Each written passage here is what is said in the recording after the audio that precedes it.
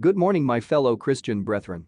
My name is Michael, and I will be your host for our daily devotional. A time for us to rethink, refocus, and to renew. The title for today's devotional is Watch for Your Pitfall. And the memory verse is taken from Proverbs chapter 26, verse 27. And it says, "Whoever digs a pit will fall into it. If someone rolls a stone, it will roll back on them."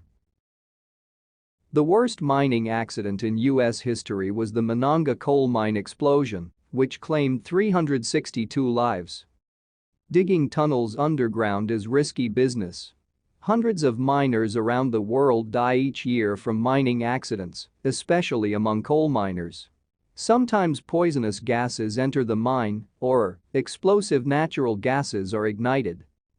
Dust explosions have been common, along with flooding, collapsing, and equipment that failed to work properly.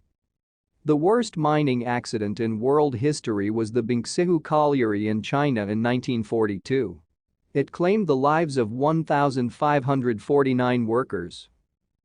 Around the turn of the 20th century, mining accidents were quite common. In 1907, when the Monongah explosion took place, there were 18 other coal mine disasters. Public outrage finally prompted Congress to create the Bureau of Mines. Since then, year by year, the number of disasters has dropped dramatically through ongoing research and education in mine safety. A collapse is still the biggest worry, accounting for 50% of fatal injuries. Solomon warns us in our text for this morning, "Whoever digs a pit will fall into it." This is talking about someone who digs a pit to trap an innocent person. He will fall into his own pit. Or perhaps someone who tries to roll a large stone down a hill to crush someone. She might find the stone will rock back on her first.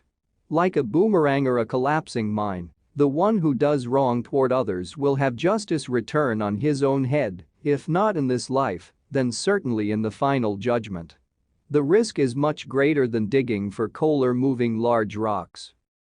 Queen Esther saw the truth of this proverb come true when the wicked Haman tried to subtly destroy all of God's people and hang her cousin, Mordecai, on large gallows he had built.